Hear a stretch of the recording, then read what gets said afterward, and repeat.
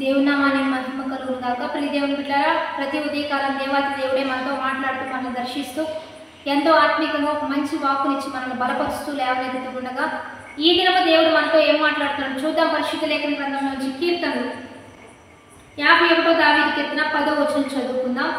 దేవా, నా యందు శుద్ధ హృదయం కలుగు చేయము, నా అంతరంగంలో స్థిరమైన మనసును నూతనముగా పుట్టించుము. ఇక్కడ దేవాతి దేవుడు మనతో మాట్లాడుతున్నాడు. దేవుని బిడ్డలారా, ఆ రోజు దావీదు ఏ రీతిగా తన జీవితాన్ని వ్యక్తపరిచాడో ఈరోజు మనం కూడా అదే రీతిగా మన హృదయాన్ని సిద్ధపరచాలని దేవుడు మరి ఒకసారి మనతో మాట్లాడుతున్నాడు.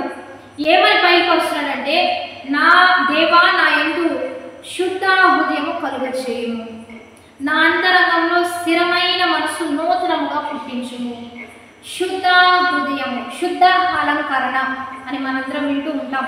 అంటే క్రైస్తవులుగా దేవుని బిడ్డలుగా మనం అలంకరణ తగు మాత్రంగా చాలా దైవికంగా ఉండడంలో తప్పులేదు. అంటే అలంకరించుకోవద్దా అంటే బైబిల్ చెప్తుంది అలంకరించుకునే కంటే అని వాక్యం రాయబడింది. కానీ అలంకరించుకునే కంటే వినయము, తగ్గింపు, దీనమైన మనస్సు ఇవి మనకు అలంకరణగా ఉండాలని బైబిల్ పౌలు గారి మాటలు రాస్తూ ఉంటారు. కనుక అలంకరణ ఉండొద్దు అని బైబిల్ చెప్పట్లా, తగు మాత్రంగా చాలా దైవికంగా, చాలా ఆత్మికంగా, చాలా లిమిటేషన్గా మనం ఉండడంలో మరి అది దేవుని నామానికి మహిమ తెచ్చే విధంగా ఉండేటట్లుగా మనం చూసుకోవాలి. కాబట్టి అంత అలంకరణ మనం చూస్తూ ఉంటాం. ఇదే లోపల అలంకరణ కూడా మనం కలిగి ఉండాలి. అంటే మన హృదయము చాలా శుద్ధిగా, చాలా ప్యూర్ ఇన్ హార్ట్ అని మనం వింటూ ఉంటాం. అంటే మన హృదయము చాలా ఇప్పుడు ప్యూరిఫై వాటర్ చూస్తూ ఉంటాం, మురుగునీరు చూస్తూ ఉంటాం. మురిగినీటి వలన ఏ ఉపయోగం ఉండదు, అది ఎవరు ఇష్టపడరు. కానీ ఒక శుద్ధమైన నీరు అనేకులు తాగడానికి ఉపయోగపడుతూ ఉంటుంది. అది ప్రవహిస్తూ అనేకులకు జీవం ఇస్తుంది, అనేకులను జీవింపజేస్తుంది. కనుక ఈరోజు శుద్ధ హృదయం వలన అనేకులను మనం జీవింప చేయగలుగుతాం. నీ హృదయం ఉదయకాలంలో లేచి అప్పటికప్పుడు శుద్ధీకరించుకోవాలి. ఎట్లా మన ఇంటిని మనం ఉదయాన్నే సాయంత్రం శుభ్రం చేసుకుంటూ ఉంటామో, మన ఇంటిని, మన బట్టల్ని, మన పాత్రల్ని ఎలా శుద్ధి చేసుకుంటామో మన హృదయాన్ని కూడా మనం శుద్ధి చేసుకోవాలి.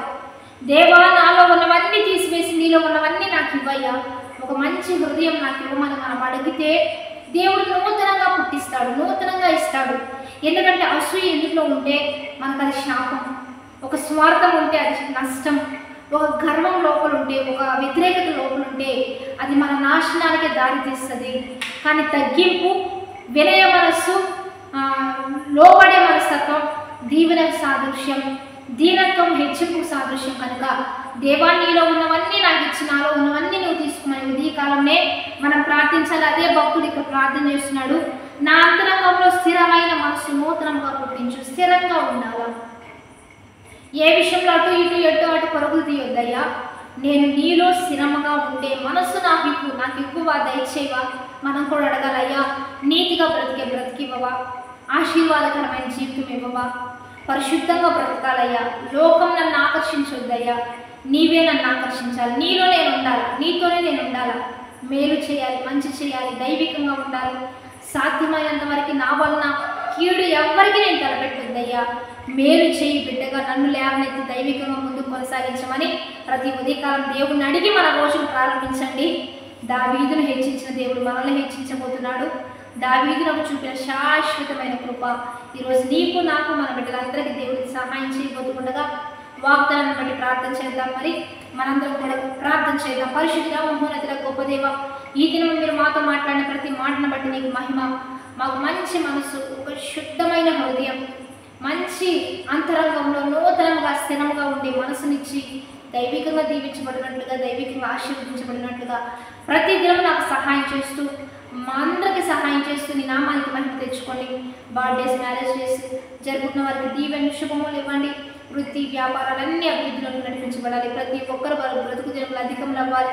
కృపాక్షేమములు వెంటకొచ్చినట్లుగా మీరే కృప చూపించి నీ ఘనమైన నామానికి మహిమ తెచ్చుకోమని ప్రభువైన యేసుక్రీస్తు నామం పేరట అడిగి వేడుకొని ప్రార్థిస్తూ నామ గొప్ప తండ్రి, ఆమె. మంచిగా లైక్, షేర్, కామెంట్ చేస్తూ దైవికంగా సిద్ధపడతాం.